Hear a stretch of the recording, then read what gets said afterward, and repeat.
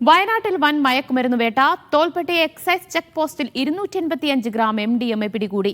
കാസർഗോഡ് സ്വദേശികളായ ജാബിർ KM, മുഹമ്മദ് കുഞ്ഞി എന്നിവരിൽ നിന്നാണ് MDMA പിടികൂടിയത്.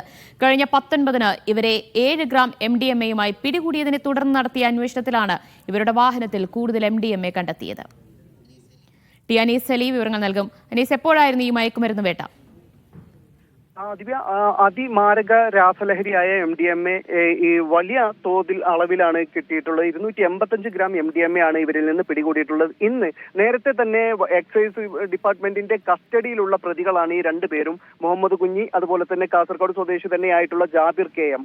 ഈ രണ്ടുപേരെയും പിന്നീട് കസ്റ്റഡിയിൽ വാങ്ങി ചോദ്യം ചെയ്തതിനെ തുടർന്നാണ് പിന്നീട് ഇവർക്ക് കൃത്യമായി ഇവരിൽ നിന്ന് വീണ്ടും MDMA ഒളിപ്പിച്ചിട്ടുണ്ട് എന്ന് വിവരം ലഭിച്ചു. ഇതേ തുടർന്ന് ഇവർ സഞ്ചരിച്ചിരുന്ന KL 01 CY 6215 എന്ന വാഹനം വീണ്ടും പരിശോധിച്ചപ്പോഴാണ് രഹസ്യമായി സൂക്ഷിച്ചിരുന്ന MDMA ഇപ്പോൾ ഇത്രയും അളവിൽ പിടികൂടിയിട്ടുള്ളത്. നേരത്തെ ഇവരിൽ നിന്ന് 7 ഗ്രാം MDMA ആണ് പിടികൂടിയിരുന്നത്. തോൽപ്പെട്ടി ചെക്ക് പോസ്റ്റിൽ വെച്ച്, എക്സൈസ് ചെക്ക് പോസ്റ്റിൽ വെച്ച് വാഹന പരിശോധനയ്ക്കിടെയാണ് ഈ MDMA അന്ന് കിട്ടിയിരുന്നത്.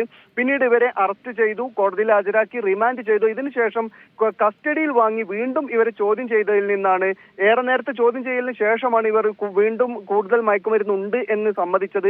പിന്നീട് ഇവരുടെ വാഹനത്തിലുണ്ട് എന്നവർ സമ്മതിച്ചതിനെ തുടർന്ന് വിശദമായ പരിശോധന നടത്തിയപ്പോഴാണ് ഈ വാഹനത്തിൽ നിന്ന് ഇത്ര കൂടുതൽ അളവിൽ MDMA കണ്ടെത്തിയത്. വലിയ അളവിലുള്ള MDMA ആണ് കണ്ടെത്തിയിരിക്കുന്നത്. 285 ഗ്രാം MDMA പിടികൂടിയിരിക്കുന്നു. തോൽപ്പെട്ടി ചെക്ക് പോസ്റ്റിൽ വെച്ച് നടത്തിയ പരിശോധനയിലാണ് MDMA പിടികൂടിയത്. വിവരങ്ങളാണ് അനീസ് സലീം നൽകിയത്.